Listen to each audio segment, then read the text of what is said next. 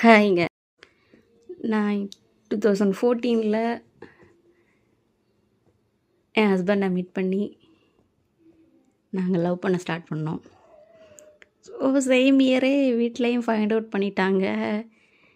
என்னோடய ஒரு brother அப்ராடில் work பண்ணிகிட்டு இருந்தாங்க. அப்போது ஒரு பிரதர் கடைசி தம்பி வீட்டில் இருந்தாங்க, ஸ்டடீஸ் பண்ணிகிட்டு இருந்தாங்க, 12th படிச்சுக்கிட்டு.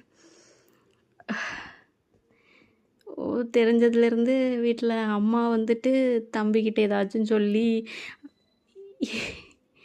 எவ்வளோ பேர் தம்பிக்கிட்டேண்டு நல்ல விறகு கட்டையால் எல்லாம் அடி வாங்கியிருக்கீங்க. அப்பா, நான் வாங்கியிருக்கேன்.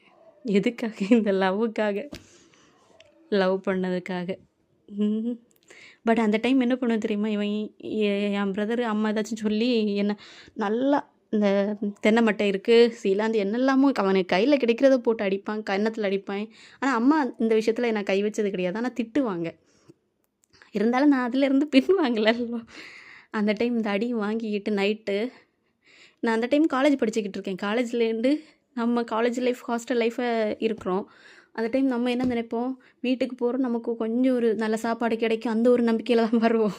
இது லவ் ஃபைண்ட் அவுட் பண்ணதுக்கு அப்புறமேட்டு என் நிலமையே அப்படியே ஆப்போசிட்டாக போயிடுச்சுங்க.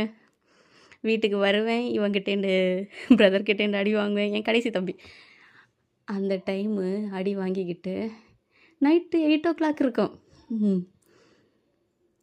அடி வாங்கி போயிடுவேன் வீட்டை விட்டு வெளியே. ஆனால் எங்கேயும் போக மாட்டேன், தனியாக. என் கையில் அந்த டைம் ஃபோனும் இருக்காது. தனியாக வெளியே போவேன்.